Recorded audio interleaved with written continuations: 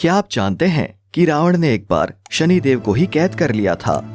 ऐसा कहा जाता है कि एक बार रावण ने किया था श्री राम के लिए यज्ञ। नमस्कार दोस्तों, आपका स्वागत है द माइथोलॉजिकल टेल्स में। आज हम इस वीडियो में करेंगे लंका के राजा रावण के बारे में कुछ अनसुनी बातें। रावण ने श्री राम के लिए किया था यज्ञ। रामायण के अनुसार कहा जाता है कि राम की सेना ने लंका तक पुल बनाया। इसके लिए उन्होंने शिव भगवान के आशीर्वाद के लिए एक यज्ञ की स्थापना की। और उस समय की सबसे बड़ी सच्चाई ये है कि रावण पूरी दुनिया में शिव का सबसे बड़ा भक्त था। वो आधा ब्राह्मण ही था, इसलिए वो यज्ञ करने के लिए सर्वश्रेष्ठ व्यक्ति थे। इस तरह रावण ने यज्ञ किया और राम को आशीर्वाद दिया।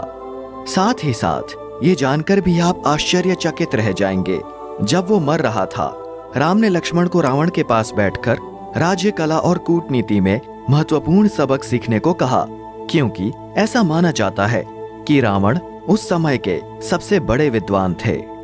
रावण ने किया शनिदेव को कैद। रावण बहुत तेज गति का व्यक्ति था। उसे किसी से भी तेज होने की तकनीक में महारत हासिल थी और इतना शक्तिशाली था कि वो ग्रहों के संरेखण को भी बदल सकता था। जैसे अपने पुत्र मेघनाथ के जन्म के समय रावण ने ग्रहों के बच्चे के 11वें घर में रहने का निर्देश दिया था, लेकिन शनि ने ऐसा करने से इनकार कर दिया और 12वें घर में रहे। शनिदेव के इस व्यवहार से रावण ने उन्हें कैद कर लिया था। रावण को अपना नाम जीवन में बाद में शिव भगवान से मिला था। ऐसा तब हुआ जब रावण चाहता था कि शिव कैलाश से लंका स्थानांतरित हो जाए। इसके लिए उन्होंने पर्वत को उठाया, लेकिन शिव भगवान ने अपना पैर पहाड़ पर रख दिया और रावण की उंगली को अपने एक पैर के अंगूठे से कुचल दिया। रावण दर्द से दहाड़ रहा था, लेकिन वो शिव की शक्ति को जानता था और इसलिए उसने शिव तांडव स्तोत्र करना शुरू कर दिया। और ऐसा कहा जाता है कि रावण ने रुद्रवीणा के रूप में जाने वाला लुटेरा अपने 10 सिर में से एक को लौकी के रूप में, अपनी एक भुजा से बीम और अपनी नसों को स्ट्रिंग के रूप में डिजाइन किया था।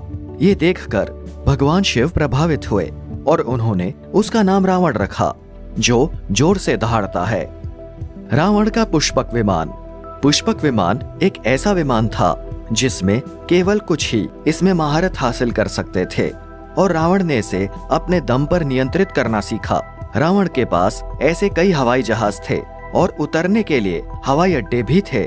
महियांगना में विरांग टोटा, हाट एंड प्लेन्स में थोटुपोला कांडा, कुरुनेगला में वारियापोला और महियांगना में गुरुलुपोथा। श्रीलंका में कुछ ऐसे स्थान हैं जिन्हें अभी भी हवाई अड्डे के रूप में जाना जाता है और रावण ने उनका इस्तेमाल किया था। इसके अलावा रावण एक असाधारण वीणावादक भी थे, क्योंकि ऐसा माना जाता है कि उन्हें संगीत में गहरी रुचि थी।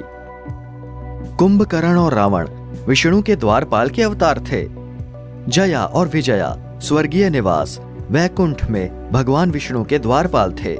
एक बार भगवान ब्रह्मा के 4 कुमार वैकुंठ में भगवान विष्णु के पास आए। इन चारों कुमारों ने ब्रह्मचर्य का मार्ग चुना और अपने दिव्य पिता से उन्हें ये वरदान देने का अनुरोध किया कि वे हमेशा के लिए 5 साल के रहें। ये सोचकर कि वे शरारती बच्चे थे, जया और विजया ने उन्हें वैकुंठ के द्वार में प्रवेश करने से रोक दिया और कहा कि विष्णु भगवान आराम कर रहे हैं और उस समय दर्शन नहीं दे पाएंगे। इससे क्रोधित होकर कुमारों ने उन्हें बताया कि विष्णु हमेशा उनके भक्तों के लिए उपलब्ध थे, चाहे वे उन्हें किसी भी समय बुलाएं। उन्होंने तब जय और विजया को यह कहकर श्राप दिया कि वे अपने भगवान से अलग हो जाएंगे। जब उन्होंने क्षमा मांगी तो कुमारों ने कहा कि वे या तो 7 जन्म पृथ्वी पर विष्णु के अवतार सहयोगी के रूप में बिता सकते हैं या 3 जीवन अपने शत्रु के रूप में बिता सकते हैं। उन्होंने बाद वाले को चुना था। इन 3 जन्मों में से एक में वे रावण और कुंभकर्ण के रूप में पैदा हुए थे। क्या सच में रावण के 10 सिर थे?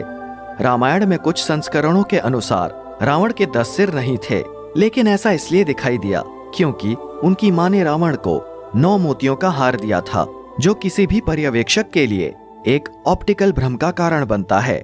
और कुछ अन्य संस्करणों में कहा जाता है कि शिव को प्रसन्न करने के लिए रावण ने अपने ही सिर के टुकड़े टुकड़े कर दिए, लेकिन उनकी भक्ति को देखकर शिव ने प्रत्येक टुकड़े को दूसरे सिर में बदल दिया।